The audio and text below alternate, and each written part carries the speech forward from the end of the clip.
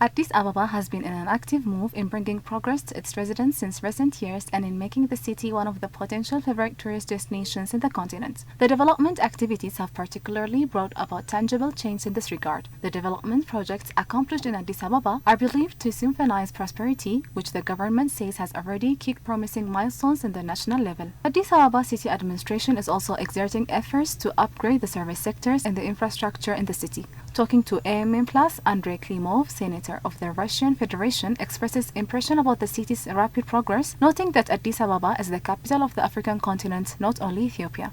4 years ago, in February 2021, that period, the previous period, it was COVID all over the world. So, of course, the behavior of people was totally different.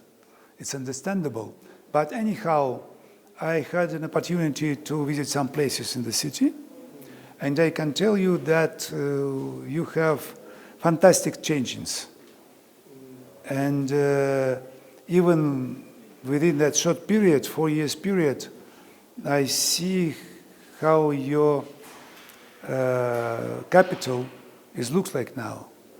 It seems to me, that's my personal vision, that your capital now really looks like the capital not only of Ethiopia, but of the African Union. It is the really capital of the African Union. So formally it is capital of the African Union, but now it's visible that this is the capital of the great Africa. And in terms of Ethiopia-Russia relations and Africa-Russia ties, the senator reveals in what way his country has been cooperating with each African nations. Ethiopia's membership in the BRICS is said a breakthrough in its diplomatic arena. The BRICS, according to him, has made Ethiopia and Russia one family. In case of Ethiopia, this is what I must stress, we are now members of one BRICS club. And we have some kind of strategy of BRICS club.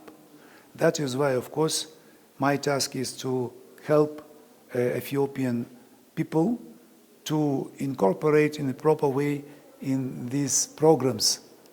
So we are open for any kind of consultations, for any kind of cooperation in that field. Well, we discussed the possibility to arrange a kind of round table, inter-party round table in Addis in nearest future, to discuss the possibility of common security and common fruitful cooperation between African states.